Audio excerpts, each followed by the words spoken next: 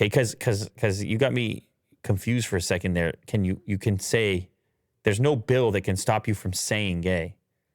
Yeah. Anyway, okay. I guess it's just easy to remember. It rhymes. Sure, yeah. It rhymes. Yeah, Tim Cook is a famous person who also happens to be in the LGBTQ. I was going to put Q, but now they just put plus there. Yeah, now it's different. Whatever. It's because in a headline you run out of space, and they're just like, I think you can put. It's a character. I think you can put the plus at any point. Really? Well, maybe not any point. You probably have to have those four, and then you can put the plus. Anyway, he's describes himself as a proud member of the LGBT plus community, and he put out a tweet today. And hopefully you can bring up the actual tweet. I'll just read it. As a proud member of the LGBTQ plus community, I am deeply concerned about laws being enacted across the country. He doesn't actually name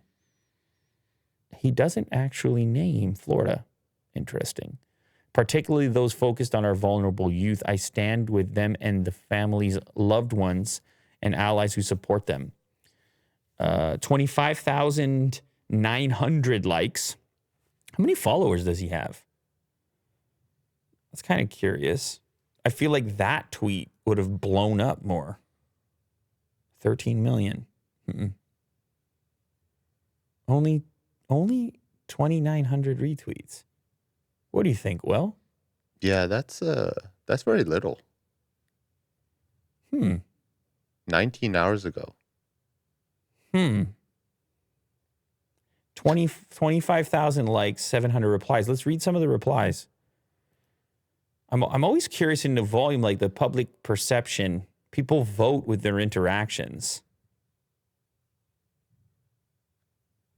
It doesn't.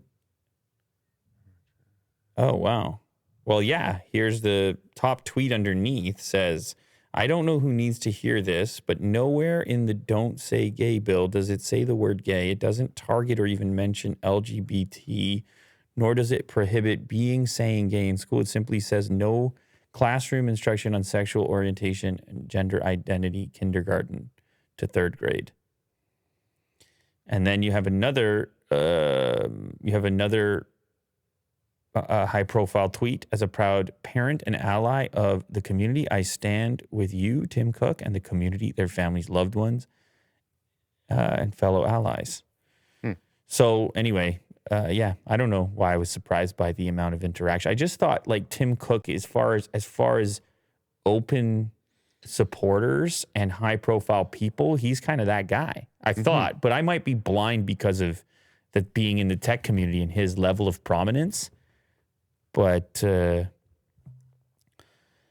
this is always interesting to me, is the story zoomed out as far as how humans are really interacting with these controversial topics, as opposed to getting too deep into why a particular group believes one thing over another.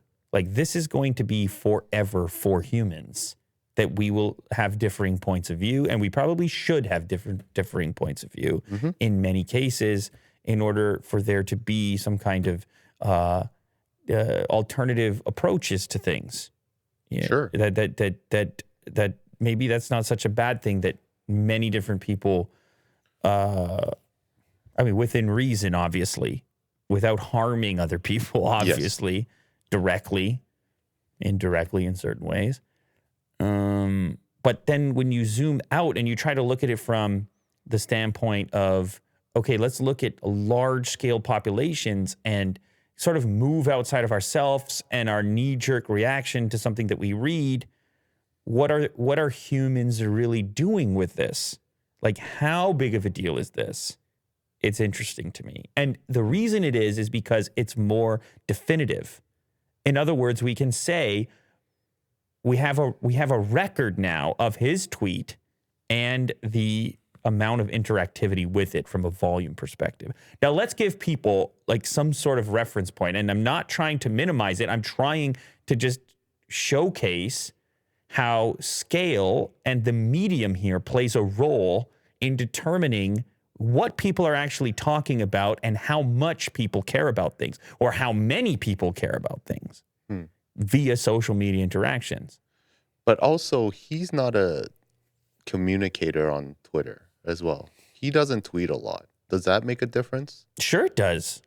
All these factors make a difference. Like you're saying, it wouldn't be fair to compare him to Elon Musk, for example. No, because he doesn't even have conversations here. He doesn't tweet a lot. Well, that's. I think are you lodging a separate criticism? No.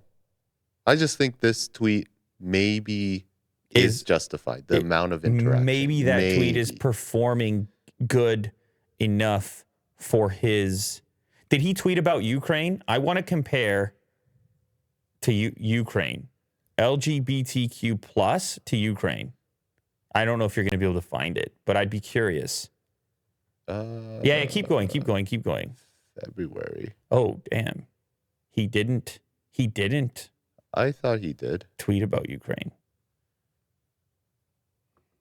Yeah. Here. Oh, I'm deeply concerned with the situation in Ukraine. We're doing all we can. 3,761 retweets, but it has had more time. And 43,000 likes. It has had more time. It is a better tweet in terms of interactions. No, what do you mean? It's a hotter tweet. It's a hotter tweet. Yeah, but it has had more time. We have to check up on this later on to see. And there's other factors, by the way, like trying to analyze data. Good Lord. That's why algorithms are employed and not Will and myself. But you can gather insights. You just have to understand the beginning, like what you can actually derive from it and where the limitations live. Because maybe Tim Cook just has 3,000 to 4,000 super fans that retweet everything that he says. Do you know what I'm saying? And that there wouldn't be much discrepancy in what the content actually is. I realize I'm in the weeds here, but I'm very interested in media and I can't help it. I hear you. I really care about what people care about. If people care about it, I want to know how much they care about it or how many of them care about it. Yeah. I'm curious. Okay.